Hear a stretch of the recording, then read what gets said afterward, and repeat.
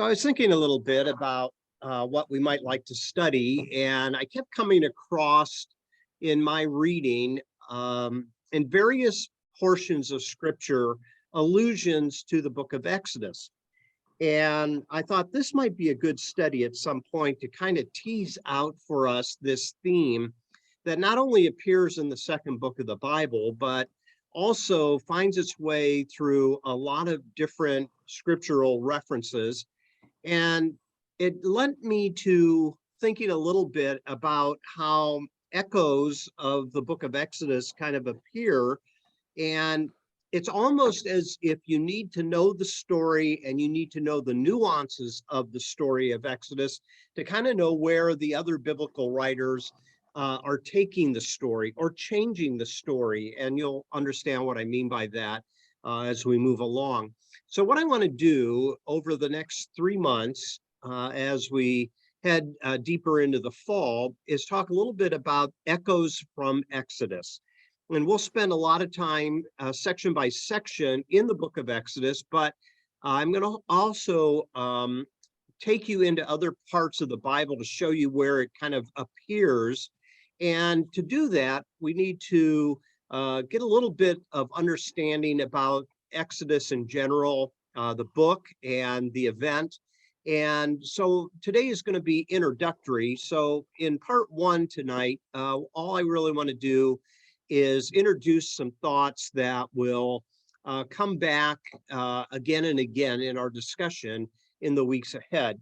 So here's the way I'd like to begin. I want to give some introductory concepts that you can kind of hold on to as we look through the different sections of the book of Exodus. Now, I'm pretty sure that all of us are familiar with the story, and probably some of us has read through the book of Exodus.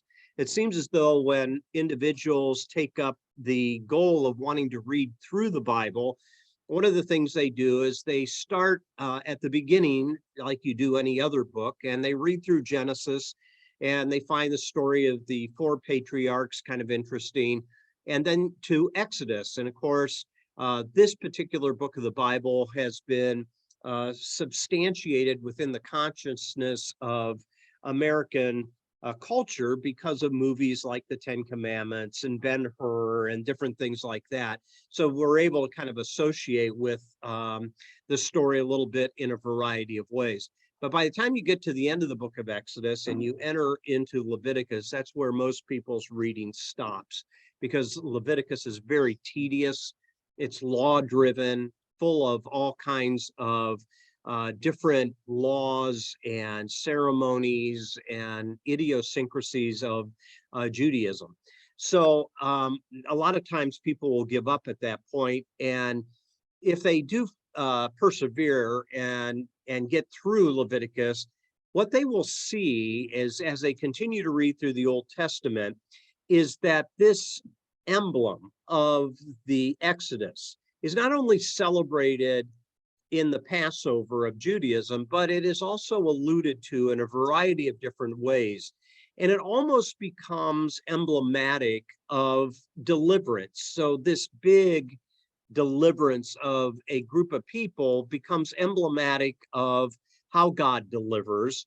And so in some ways, this story is kind of an archetype, and the language of deliverance shows up over and over again throughout the rest of the Bible.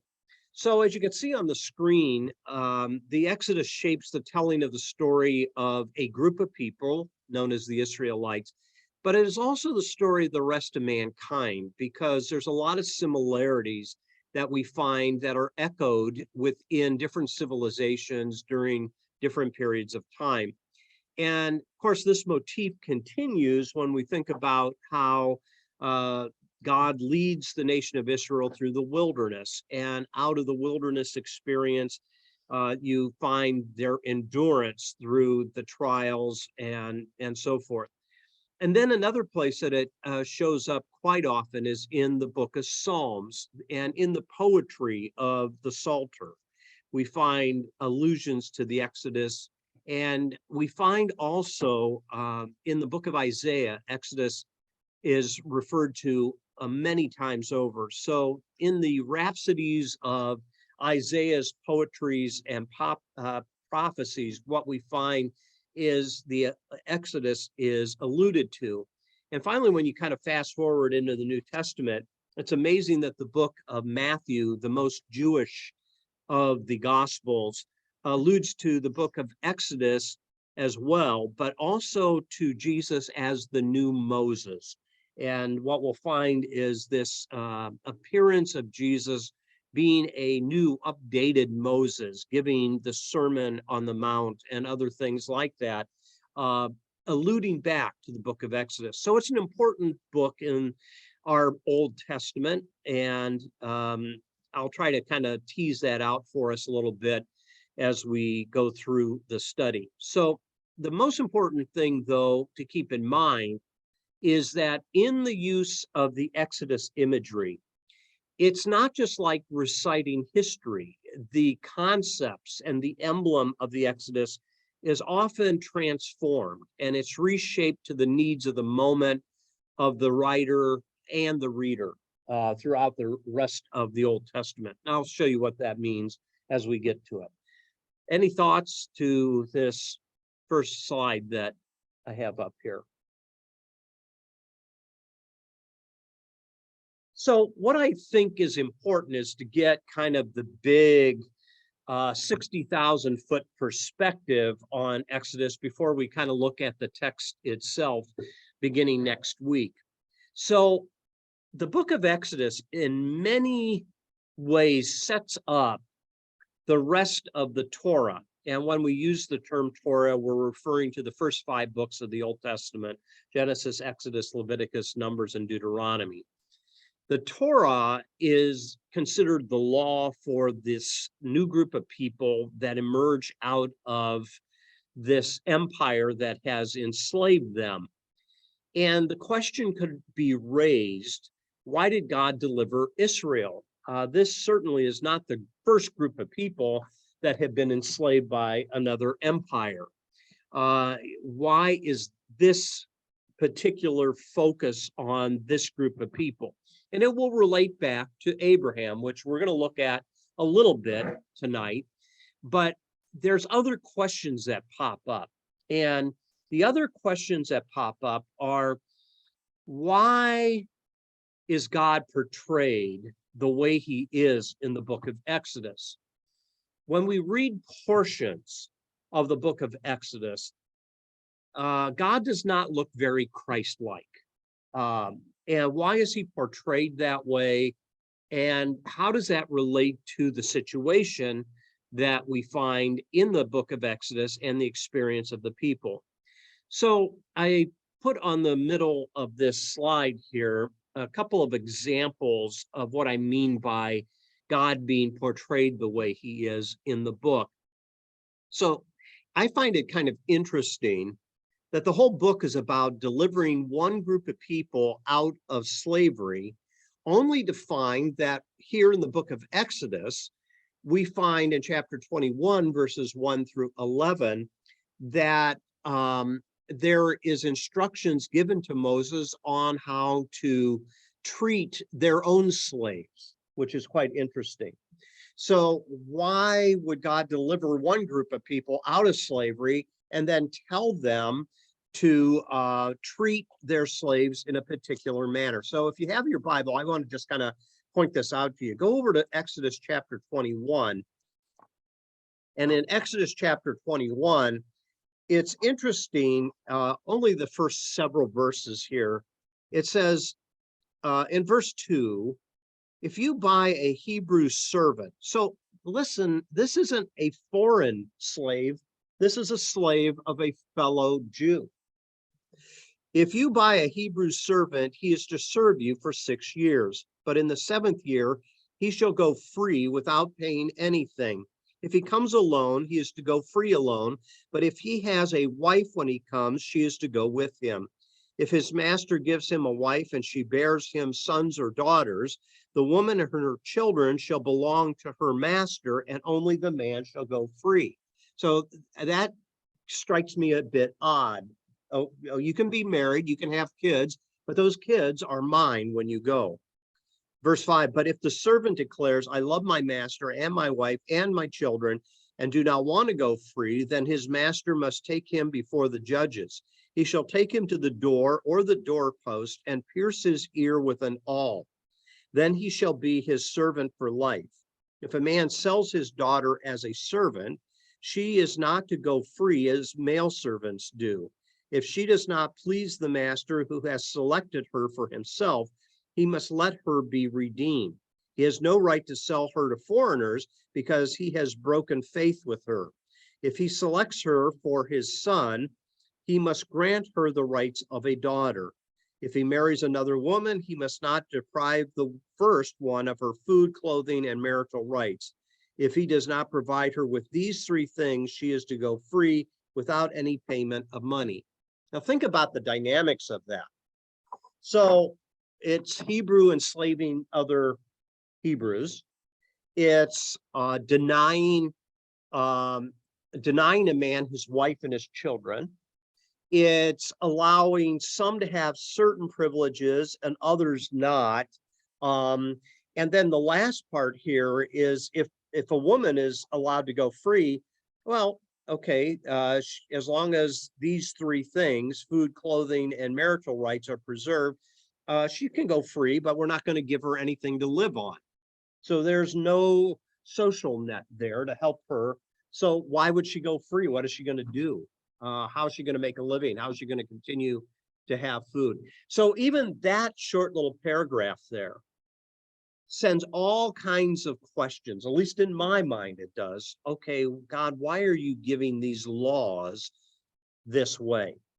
Okay, if you're there in your Bible, go over to chapter 32 of Exodus, and another question comes up. And this is the story of the golden calf. So Moses goes back up the mountain, and while he's away, because he is gone too long, the people take all of their gold jewelry and they melt it down and they form a golden calf. So one question that comes to my mind is, how much jewelry does it take to make a golden calf? And how big is this golden calf if they're melting it down? This, as it's portrayed in the Ten Commandments or other films like this, this is a huge thing, and that might not be the case at all. But what we find is that because they do develop this golden calf, which at this point in the story of Israel is not unusual that there are other idols within the Hebrew community. There are times in Genesis where there are idols that they have kind of family household idols and that type of thing.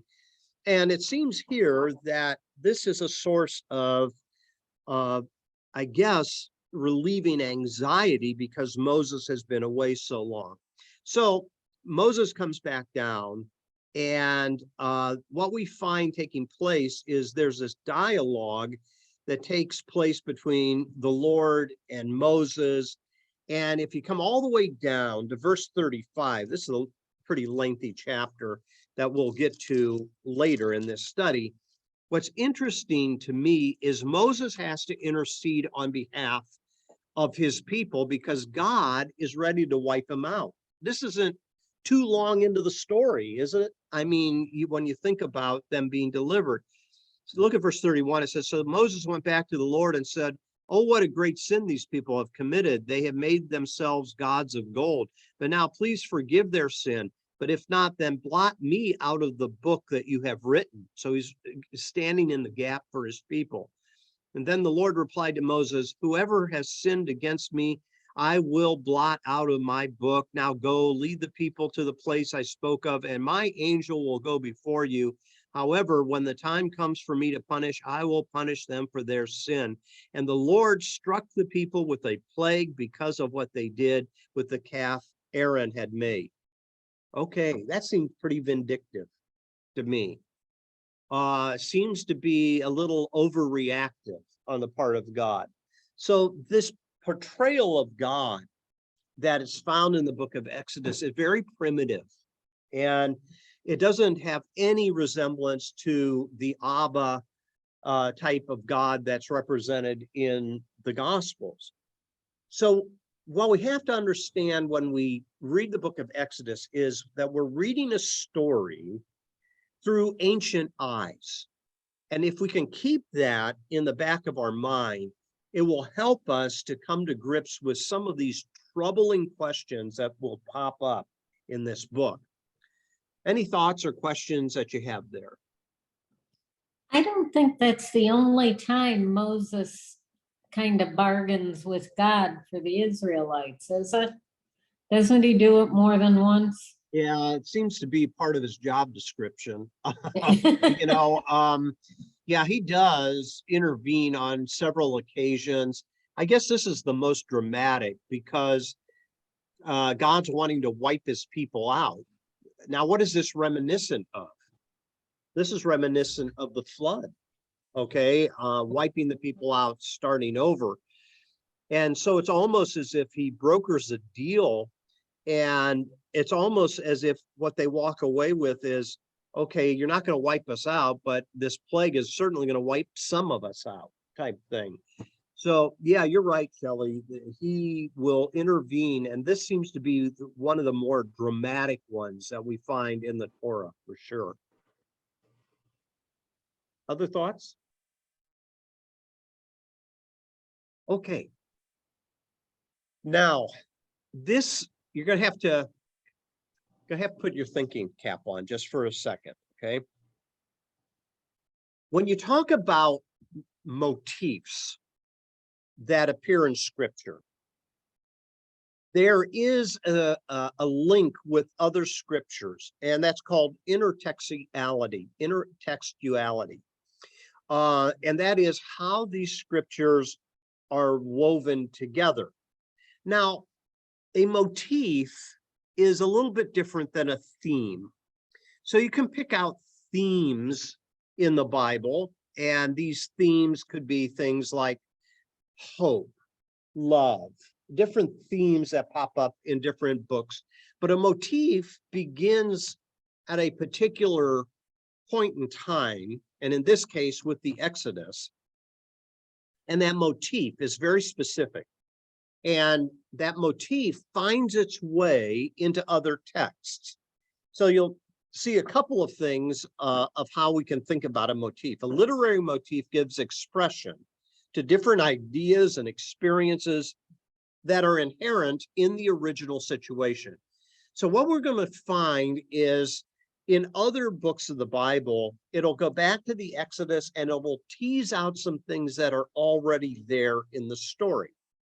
Secondly, a motif represents the essential meaning of the situation, not necessarily the situation itself. So you have this motif of the people being delivered out of Egypt, and what is the meaning of that? And then how do the other authors use that meaning without not really caring about the historical details of the story, but more about the meaning of the story? So there's a difference there. Thirdly, a motif is a bridge building literary tool that will then be able to span centuries of elapsed time. So, for example, there is a reason that the African Americans who were enslaved at the beginning of the history of our own country found the book of Exodus to be their most hopeful and assuring type of book in the Bible, because that's the situation they were in. And even though their circumstances were different, this motif is a bridge builder to their circumstances. Does that make sense? So that's where a lot of the Negro spirituals grow out of this motif that had been on their heart and mind, and part of their hope that someday they too will find freedom. You find it in everything from music to the type of sermons that are preached. This book, the book of Exodus, even to this day, in African American churches, preachers will go back to the book of Exodus quite often in their sermon preparation because it continues to build to the hope that they are hoping for. So just think about Dr. Martin Luther King Jr. and his preaching. He builds on this motif. You know, I have a dream that someday my son, my daughter will be able, that type of thing. It makes its way across time. It makes its way across different different ethnicities and cultures and all that type of thing. Number four, a motif makes an ancient text come alive for the subsequent hearers. So if you ever hear a Black preacher preach out of Exodus, it will move you to the core. White people are unable to move us with the story of the book of Exodus like Black preachers can. Why? Because they live it out of their spirit. We who are white have too much white privilege to be able to resonate with that deeply and to make it come alive like they are able to do. Does that make sense to everybody? So there's a variety of ways that a biblical motif can appear later, and we'll show some of those along the way. But can I clarify anything here between the difference between a theme versus a motif? Is that clear enough for you? Okay. All right. Okay, I want you to take a look at this chart. I'll probably use it over and over again over the next several weeks. So what you'll find here is that a motif, and it doesn't have to be the Exodus motif, it just happens to be what we're going to be looking at. So this motif will sometimes show up later as a direct quote. So a biblical writer will actually quote out of the Exodus scroll. Other times it can be a subtle citation. So it's not a full quote, it's just kind of a citation, and you recognize that it comes out of Exodus, but it's not something that's a direct quote. Then there's other times there's just allusions to the story. And there's an assumption there that we know the story, and the allusions to the story help to flesh out for us what is being said in the current situation. And sometimes it's just an echo. Sometimes it's a reminiscence. The psalmists do a lot of that. It's kind of an echo of the story itself. And so you have all of these direct things that can come later. Sometimes a direct quote will then turn into a subtle citation or allusion or an echo. So these other arrows are just suggesting that sometimes a writer will take some piece of the book of Exodus and then we'll kind of jump to another way of using it. Does that make sense? Okay. Any thoughts there? All right.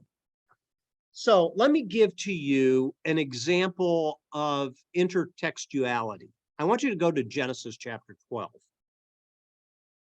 So this is part of the Abraham story. In Genesis chapter 12, it's the story of Abraham and Sarah and how they go down to Egypt. The first part of chapter 12 is one of the citations of the Abrahamic covenant. So in verse 2, God is talking to Abram and he says, I want you to go forth from your country, and here's what I'm going to do. I will make you into a great nation. I will bless you. I'll make your name great, and you will be a blessing. I will bless those who bless you and curse those who curse you, and all people on earth will be blessed through you. And so Abraham goes. He sets out, and along the way, what we find is in his travels, he comes to experience a troublesome part of this journey. And it says in verse 10, if you jump down to verse 10, that there was a famine in the land. And so he's got to find food somewhere. And so Egypt seems to be a logical choice because they have the Nile River. There's certainly food in Egypt, even if it isn't in this wilderness area that he's been traveling through. So take a look at verse 10. I'm just going to read this particular episode, and then I'll come back to the slide. Now there was a famine in the land, and Abram went down to Egypt to live there for a while because the famine was severe.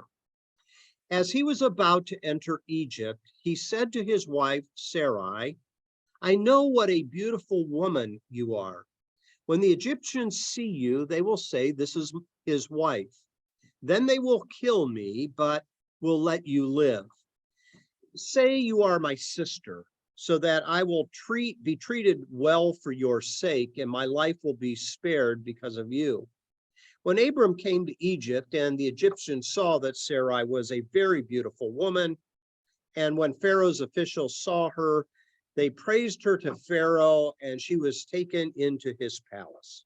He treated Abram well for her sake, and Abram acquired sheep and cattle, male and female donkeys, male and female servants, and camels. But the Lord inflicted serious diseases on Pharaoh and his household because of Abram's wife, Sarai. So Pharaoh summoned Abram. "What have you done to me?" he said. "Why didn't you tell me she was your wife? Why did you say she's my sister so that I took her to be my wife? Now then, here is your wife, take her and go." Then Pharaoh gave orders about Abram to his men, and they sent him on his way with his wife and everything he had. Okay, so when we look at the episode itself, we go, well, how could Abram do that? There's a focus on Abram and Sarai and Pharaoh. But when you back out and you see the interconnection with the motif of the Exodus, you're going to see some similarities here in the story. So if you were to fast forward all the way to the end of the book of Genesis, you'll find that the people that come out of Abraham, Isaac, Jacob, and Joseph's family will go down to Egypt. Now, remember, even in the story of Joseph, they go down to Egypt because there's a famine in the land to find food.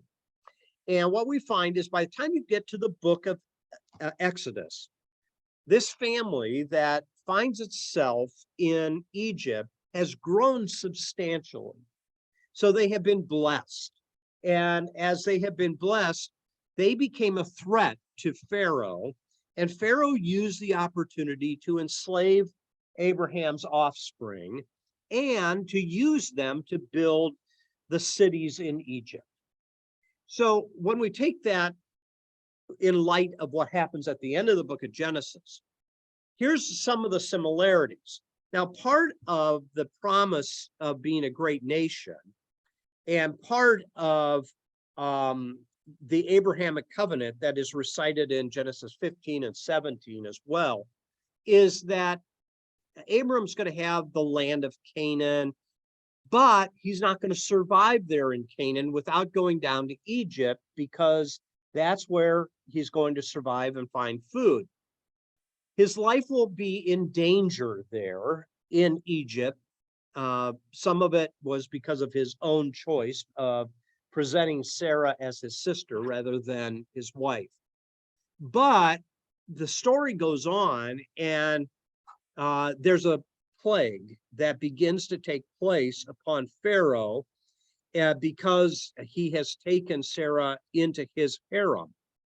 And so what we find is that now Pharaoh says, leave, go, get out of Egypt. And so he takes his wife and he leaves. Now, that is a very similar core story to the Exodus story. Okay. So the question becomes, which story came first? Is it the Abraham story or the Exodus story? Now, when we take a book we begin at the beginning, and we think, because we are good Westerners in the way we look at things, that this is all sequential.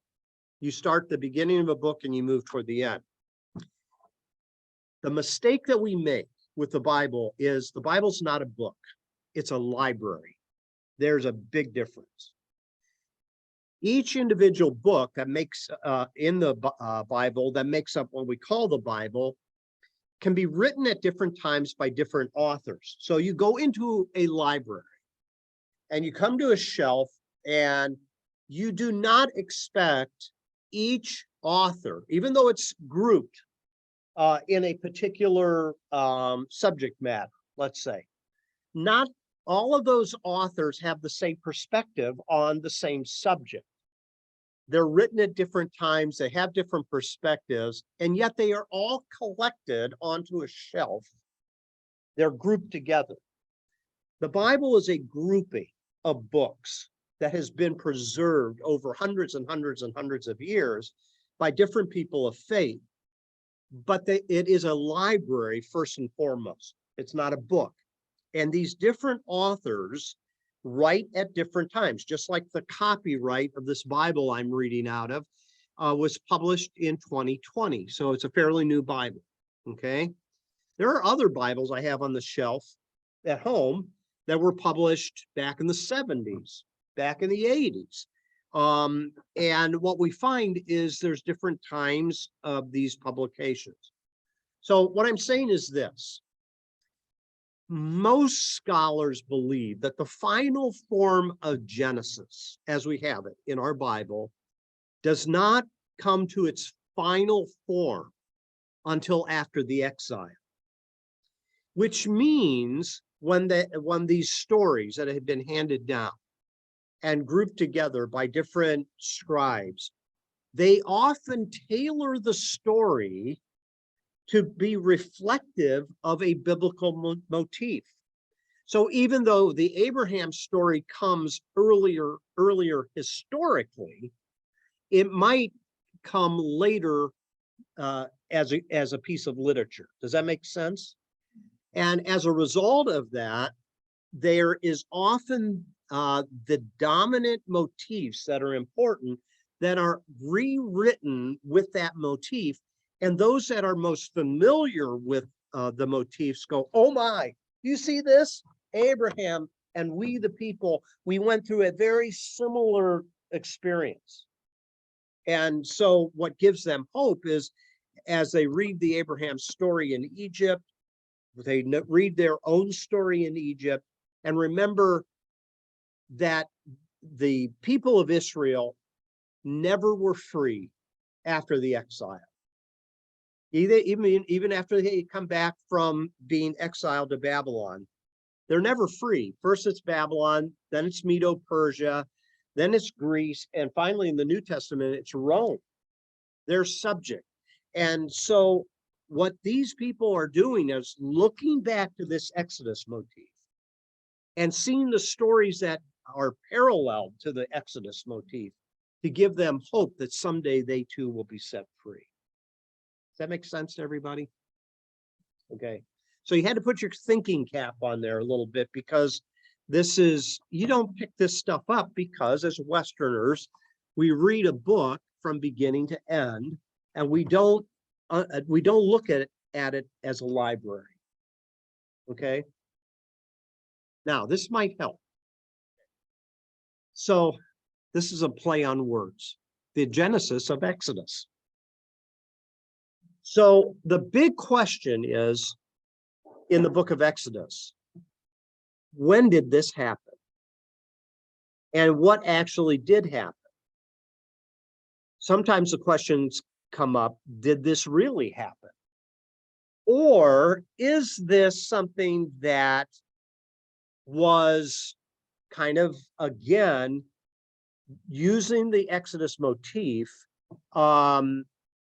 these things were elaborated upon and embellished upon, okay? Now, this often gets some people quite nervous because they hold so tightly to either inspiration or inerrancy that they think that every part of this library has to agree from front to back. And it doesn't. I'll just, let you know, there's a lot of things that don't agree in the Bible. And that's okay, because you expect that out of different perspectives. However, what we find is that sometimes we have been taught.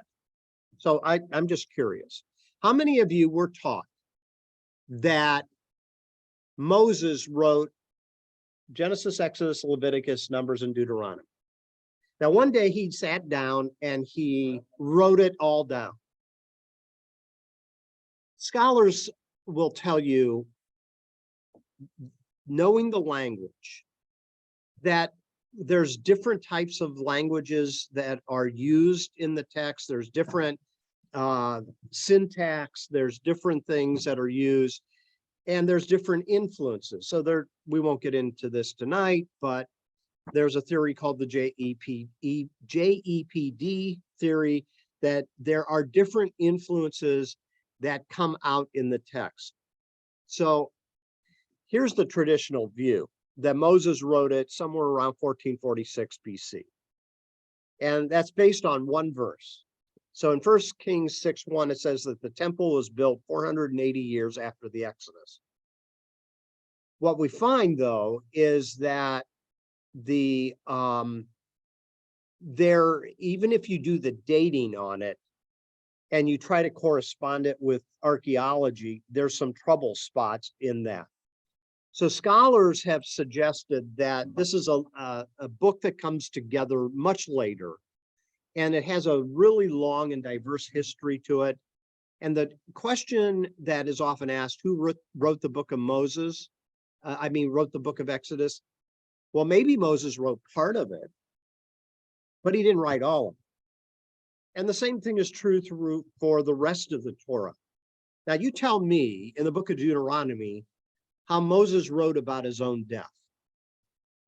Okay, it's right there at the end of the book of Deuteronomy.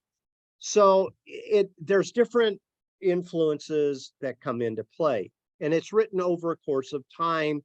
It probably comes into its final form right around the exile and a little bit after the exile, which means in its final form, it's probably comes together around the 6th century or so BC. Okay. All right. So this is kind of stuff we have to wade through, unfortunately, to get to the text itself. So the question of the historicity of the book of Exodus isn't an easy question to answer. And even the story itself has some troublesome spots to it. And yet there is something that happened there. We know that something happened there, but what is really interesting is if you think that hundreds of thousands of people or 1 million people left Egypt in the Exodus, and this story is found no place else but the Bible. There's no other corroborating evidence anywhere of this Exodus happening. You have to ask, well, why? Oh, maybe the Egyptians just were covering this up because it embarrasses them. Yeah, but what about the Canaanites and the Perizzites and the Hittites and the Philistines and all these others that would love to bring all this out and dump it on the shame of Egypt? You see what I'm saying? They wouldn't ignore this. But what we find is this is the only place it occurs. So did it happen? Yes. Did it happen the way it's written? Maybe not. So I want to introduce you to a term. It's called mythicized history. And what that is a myth is taking the cultural elements of the day and adding it to the story. Now, when we think of myth, we think of a story that's made up that didn't happen. Okay, wipe that definition out of your mind. A myth in biblical literature is a story, usually about the gods in some way. And ancient people tried to make sense of their world. And so it was always related to the cosmic realm. The different gods created this and that and influences this and that on Earth. So mythicized history is not the same thing as historicized myth. Let me say that again. That's very important. Mythicized history is not the same thing as historicized myth. Historicized myth is a story that never happened, but is made to present as if it really happened. You know, like the stealing of an election. That's historicized myth, okay? The election wasn't stolen, but it has been, this myth has been historicized so that people will still hang on to it. There's not a shred of evidence that that happened. But mythicized history is taking a kernel of something that happened that has historical roots to it, and then gives to it flavor, gives to it meaning, gives to it definition. So an example of this is A Tale of Two Cities. This particular novel is a story, but it was a way of talking about the French Revolution. And if you know that, you can see the parallels and insights as you read the book. So to help me in this, I've asked Dr. Pete Ennis to help me.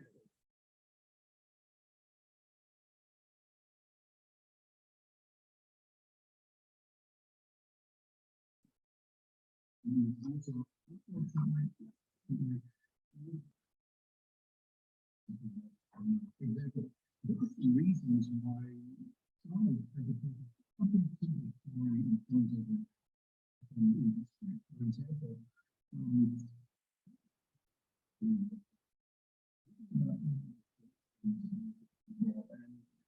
Larry, I'm having trouble hearing that. I don't know if anyone else is. Oh, you know what? I'm going to I forgot to share it. I'm going to stop share. Hold on a second. And we're going to share it. And I forgot to hit this share sound. Thank you for letting me know that. Okay. Okay, we're going to come back to it. You should be able to hear it now. Okay. Here we go. Okay, folks, so did the story of the Exodus actually happen? That story of Moses and delivering the Israelite slaves and all that sort of stuff? Well, it's a very good question, and it's also, unfortunately or fortunately, a little bit complicated to answer just with a simple yes or no. For example, there are some reasons why scholars tend to think that there's something to this story in terms of it having happened in history. For example, who would make up a story like this? This is about Israel's origins as a people, and to say, not only to say that, you know, we were enslaved for 400 years by the Egyptians, but that our God let that happen. This is a major shame factor. So it's hard to see this just being made up out of whole cloth. Also, another reason why scholars think that there's something historical going on here is because of the names. There are Egyptian echoes in the book of Exodus, and one of those has to do with names. So, for example, Moses is not a Hebrew name, it's an Egyptian name. We see that with, you know, some of the pharaohs have this name Moses at the end, like King Tutmosis. Moses means born of. So Tutmosis means this pharaoh is born of the god Tut. So for Moses to have that name, it seems like there's something really Egyptian going on there. So you've got some reasons for thinking that there is something that intersects with history going on in this story. On the other hand, there are a couple of reasons why scholars have really questioned whether this is a historical story straight through. I mean, for example, there's no evidence for this having happened. There's no record or evidence of Israelites being slaves in Egypt. There's no record of them wandering through the desert for 40 years. And, they probably would have left debris or something that archaeologists with rather sophisticated means can figure out. And it's not like people aren't looking for it. Now, the fact that nothing's been found doesn't mean in and of itself nothing happened, but it just seems very, very implausible at this point in time. There's no evidence for it. Also, there's no record of this in Egypt. And that's the kind of thing you might expect for them to say something about what happened. Now, some people think, well, listen, of course the Egyptians didn't mention it because it's embarrassing that they got bested by slaves and their slave god. But that's not how it works. If something really bad happens, what you do in the ancient world is you spin it, you make it look, you give reasons that help you save face for why this happened. But we don't see that. And even forget Egypt for a second. If this something as monumental as about probably 2 million people leaving Egypt, that's a big deal. And other nations would have heard about it. The Moabites, the Ammonites, the Edomites, the Babylonians, the Assyrians, somebody would have mentioned, you guys don't have much of a history there. You in Egypt, you got bested by the slave god.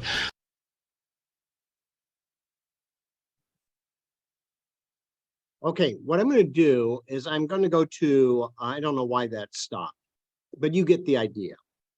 I'm going to go to this other video, and here he's talking a little bit about mythicized history. And so he's going to help me explain that here. Hey everybody, welcome to another late Thursday video. I apologize.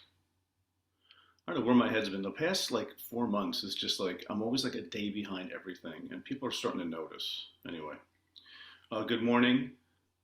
This is not cheap advertising, but I actually like this mug. I've washed it a bunch of times in the dishwasher, and it's not rubbing off, which is a good sign. So anyway, hey, listen, today's video, one day late Thursday video, is about history. And I've been thinking about this lately, in part because I'm teaching a course at Eastern on Torah, which is a lot of fun. I love teaching that course. But the question of history always comes up. What happened? Did it happen? How do we know what happened? All these kinds of things.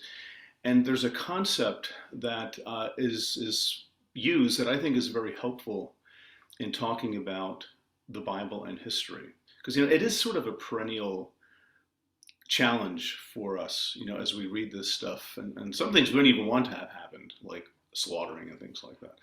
But, what is the Bible from a historical point of view? And the term that is used a lot among biblical scholars, and even, I shouldn't say that, but also among some evangelical scholars are comfortable with this as well. The concept is mythicized history, which means something has a historical kernel or historical core.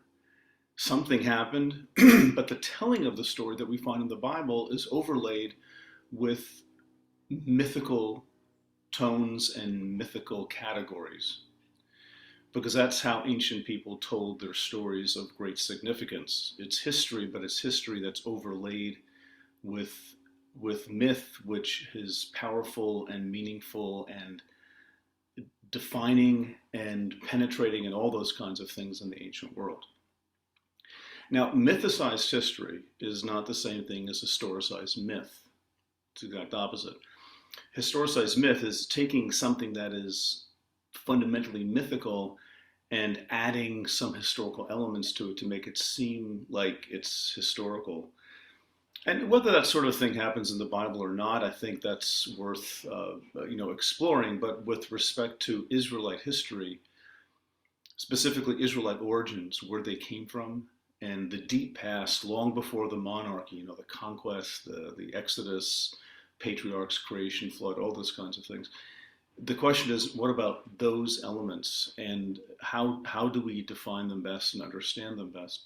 And I found that mythicized history is a really helpful way of thinking about it. So, for example, the flood story is a really good example, because most will routinely agree that there's something historical in this flood story. It's not just a made up deluge of some sort, but it's something cataclysmic in the ancient world that drove people to write explanations. And there is geological evidence for a massive deluge in that part of the world. We're not talking about a global flood here, but we're talking about a massive localized flood, which would have been understood as a worldwide flood at the time. But there's geological rather, evidence for a massive deluge in the middle of the third millennium BC, long before like Abraham and stuff like that. And, that may have spurred on these various stories from all these different peoples around there, not just the Israelites, to talk about why would the gods do this, or why would God do this?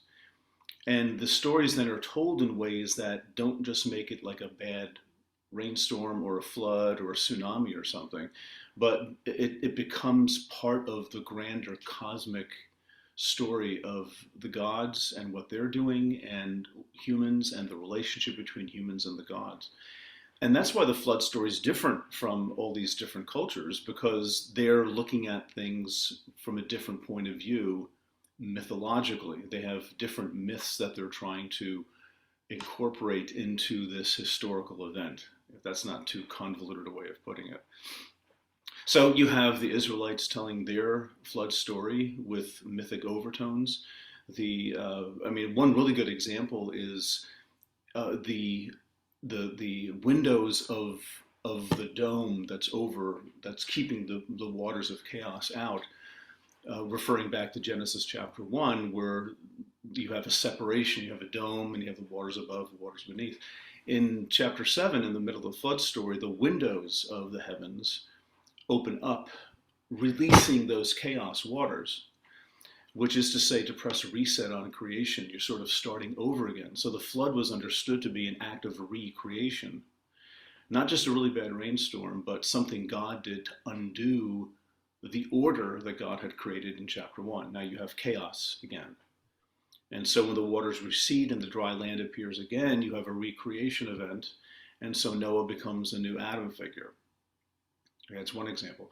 Another example is the Exodus story, because here too, right in the crossing of the Red Sea or Sea of Reeds, you have the waters again separating, like they do in Genesis 1, and dry land appears. This is in chapter 14, and the Israelites walk safely across it. And then the Egyptians get drowned because the waters come, again, just like the flood story, they come crashing down on the Egyptians. So Israel's birth as a nation, so to speak, is an event of God creating a new people with Moses as sort of an Adam figure. And it's not just the story of release of slavery, but it's connected to cosmic and primordial events. See, that's what makes it a mythic retelling.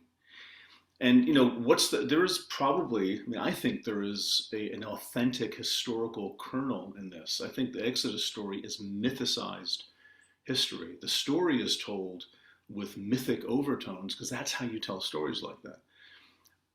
But it's rooted in something, and most scholars, except for maybe a minority of scholars who are extremely skeptical, probably more so than they need to be, but most will say that there is something historically behind the biblical Exodus story. It's not the way the Bible tells the story, because that's a mythicized rendering of historical events. But the thought that people would tell their story voluntarily, creating a notion of, we came from slaves. That's our origins. It's unlikely. That this doesn't make a lot of sense that you'd make up something like that. And there are other echoes in the Exodus story that sound very Egyptian. Some of the names are Egyptian. Moses is an Egyptian name. Aaron is an Egyptian name. Phineas is an Egyptian name. There are Egyptian echoes in the story that suggest a verisimilitude of history, something that really looks like something historical is going on there. Now, if we were sitting there with a video camera, that old thing, you know. What would we see at the Exodus? I have no earthly idea. But something happened. But the story that we have is delivered to us already highly mythologized, which means highly theologized. Right? It's an interpretation of events to say something about their faith in God and what it means to be the people of God at the time. Okay, so I think that this particular couple of videos kind of illustrates for us some of the things that we're trying to get our arms around a little bit. And so we'll at times ask this question in our study through Exodus: what are the historical roots of this? And what does it mean to the people that are beginning as the people of God in covenant relationship with God? And so we'll come back to that. I want to get to one more thing before we close off tonight. And that is one more video that will illustrate how this idea of mythicized history is around us all the time.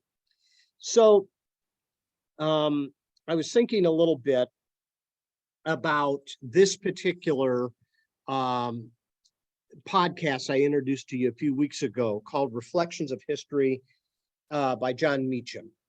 So back on August 15th, I think it was, this was the daily 5-minute thing that I thought was absolutely fascinating. I had never heard it before. So I don't know about you, but when I was growing up, it was an annual event to get around the TV and watch The Wizard of Oz. Okay. And I forget what month they showed it, to tell you the truth, but every year religiously, we would sit down when I'm February. That sounds about right. Yeah. So we'd sit down around the TV and we'd watch The Wizard of Oz all over again. So I want you, because you might be aware of this, but maybe you aren't. That story was telling another story. Watch.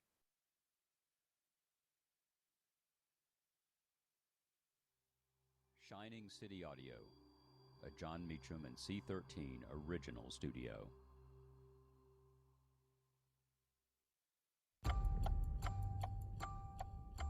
August 15th, 1939, The Wonderful Wizard of Oz premieres in Hollywood.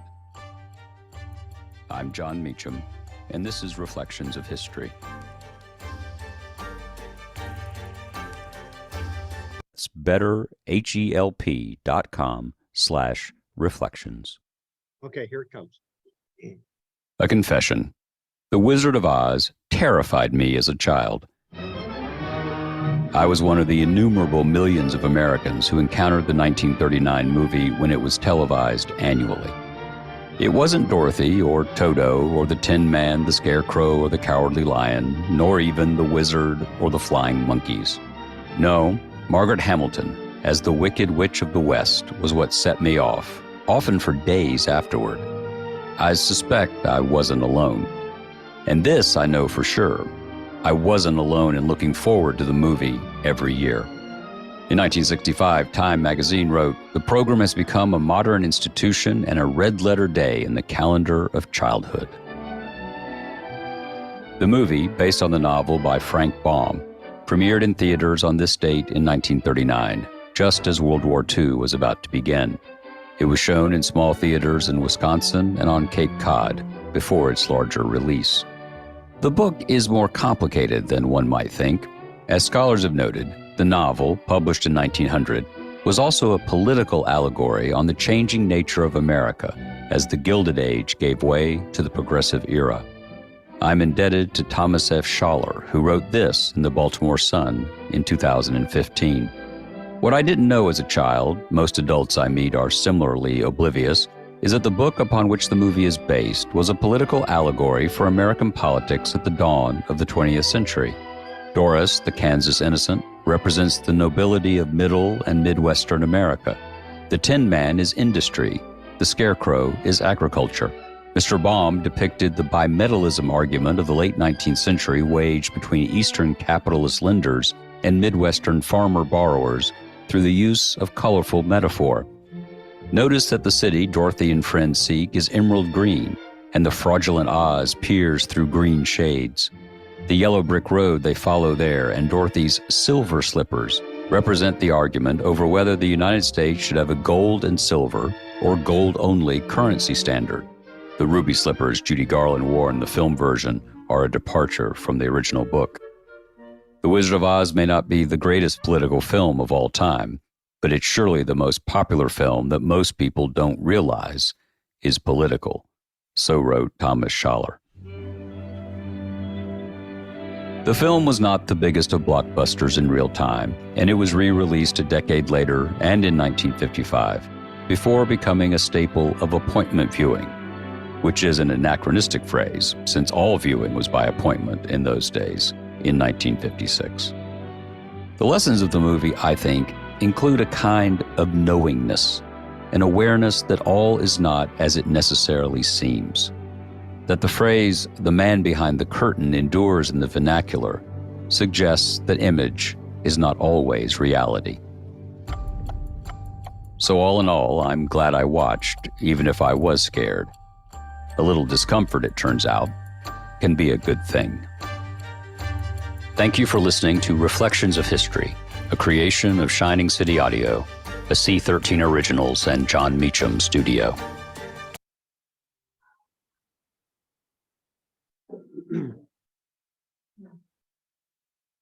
Okay, so we'll come back to this next week. I'll show you a little bit of the map in which Exodus takes place and a very simple outline here.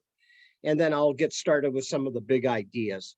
But as we kind of close off today, do you have any questions, anything that we can help clarify before we say goodnight?